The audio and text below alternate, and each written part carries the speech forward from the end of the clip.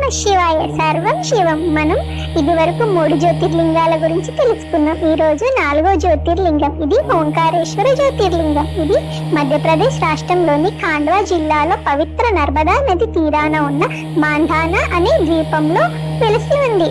ఓంకారం అంటే దీనికి ఓంకారేశ్వర్ అని పేరు ఎందుకు వచ్చింది? ఈ ద్వీపం నర్మదా నది ప్రవాహం కారణంగా ఆకాశం నుండి చూసినప్పుడు పవిత్రమైన హోం ఆకారంలో కనిపిస్తుంది.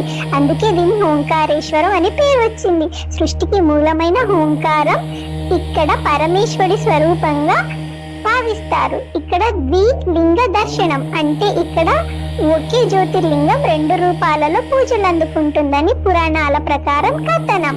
ఇక్కడ అమలేశ్వరుడు లేదా మమలేశ్వరుడు అంటే నర్మదా నదికి అవతలి వైపు ఒడ్డున ఉన్నది.